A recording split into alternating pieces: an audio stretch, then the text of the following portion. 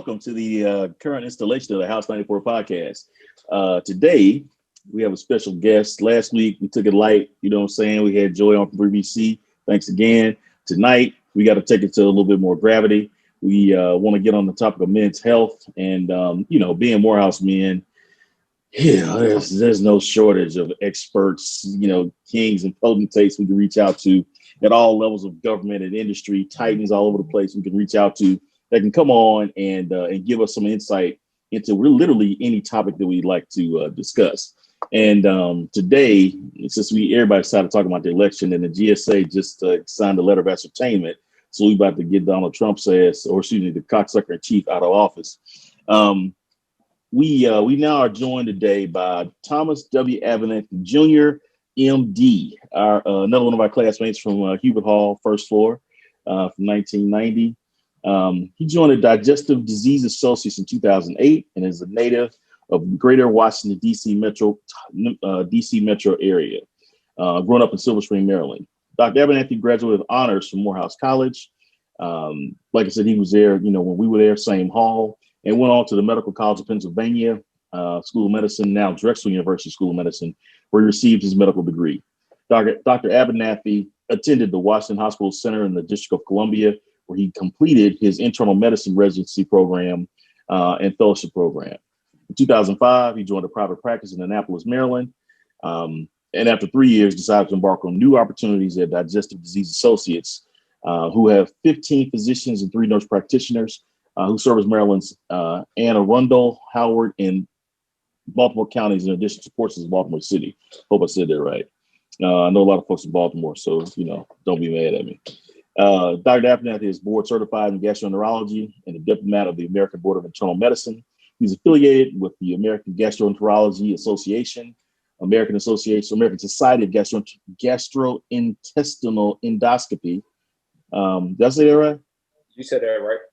I'm trying, man. I'm trying. Well, good job. American College of Gastroenterology, American Association. Man, this man is busy and extraordinarily well qualified. I'll just say that. Well celebrated and on several boards, community service, ancillary service development committees, so on and so forth. He does colonoscopies, as we were just talking about a second ago, wireless capsule endoscopies, screening for Barrett's esophagus, so on and so forth. Basically anything to do with gastric issues, gastroenterology, he is your man. He has strong ties to Maryland, not only loves to serve, but also being involved in the communities. While when he's not seeing patients, he enjoys spending time with his family and pursuing outside interests, including working out, mountain biking, snowboarding, high performance diving. Wow. That's a rich man's activity. High performance driving, which is even a richer man's activity. Sorry. Different community service aspects. And obviously also a member of Omega Psi Phi Fraternity Incorporated. So also our brother, Rue. And as a part of this, and I'm sure you're going to talk about this, Tom went through a weight loss journey. And correct me if I'm wrong, but I don't think it was like one of those, I need to lose weight. It's just one of those, I want to get healthier type things, and basically developed a real stable and gimmicky way of weight loss and weight management.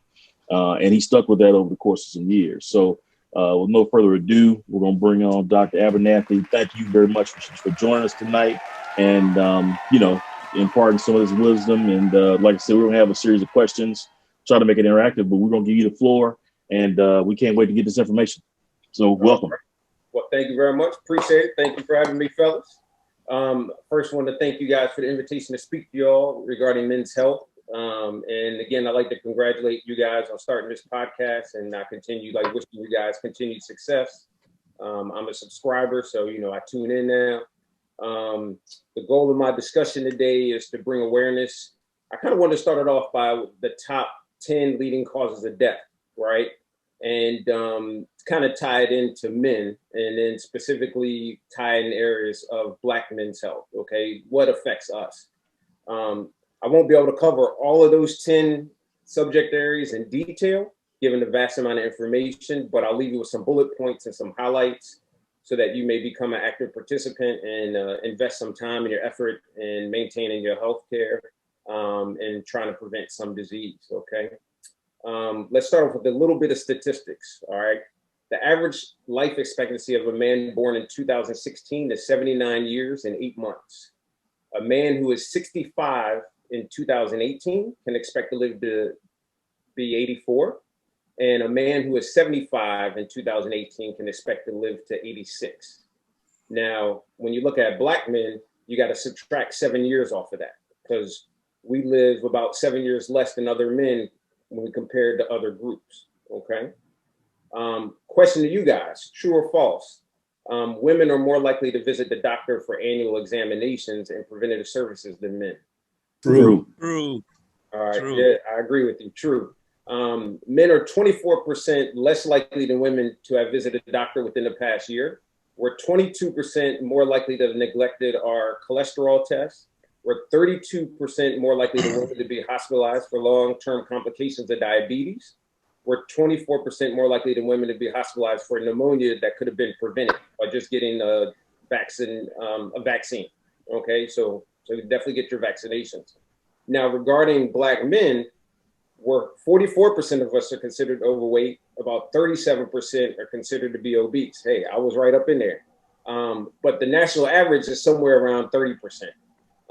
But we do have the highest incidence of diabetes and prostate cancer. We're 1.7 more times likely to have diabetes than Caucasians.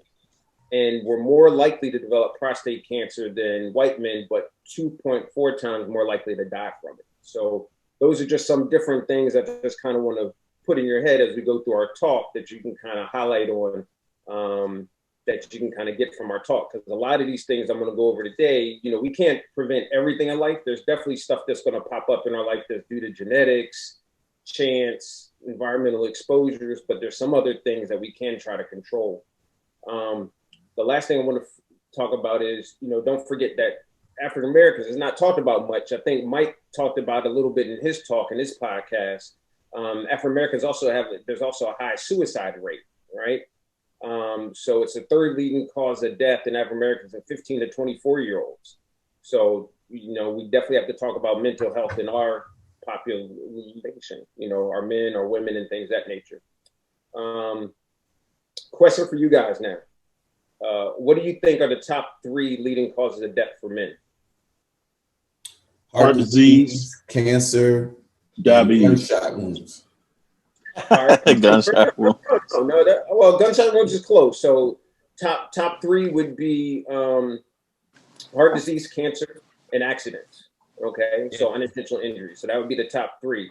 And in women, you know, since a lot of us have wives, girlfriends, mothers, daughters, things of that nature, you know, women, you know, I don't want to forget them. So the top 3 in them are going to be, you know, those are the top 3 for everybody. But when we're talking about men and women specifically, you know, for women, we're talking about breast, lung, and colon, rectal cancer when it comes to cancer. Okay. Mm-hmm. And then for men, you got to think lung, prostate, colon cancer. Okay. So just always keep those things on your mind. You say lung? Lung cancer. Yeah. Lung cancer is one of the top cancers for both men and women. Is that for just smokers and non-smokers alike?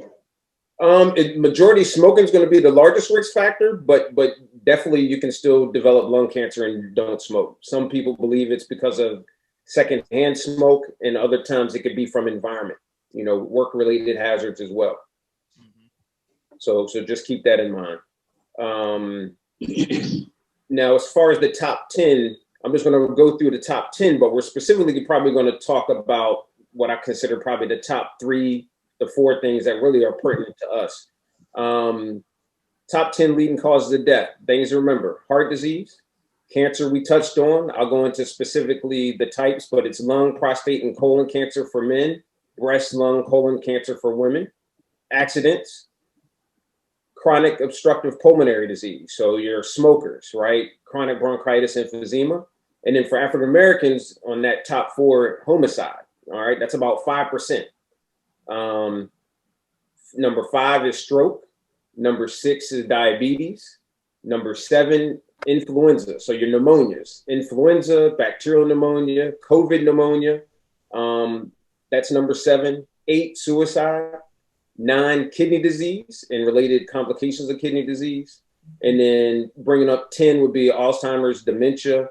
And for African Americans, 10 is probably like high blood pressure. Okay. Hypertension is in there and its related causes, not just itself, but its related causes can lead to death.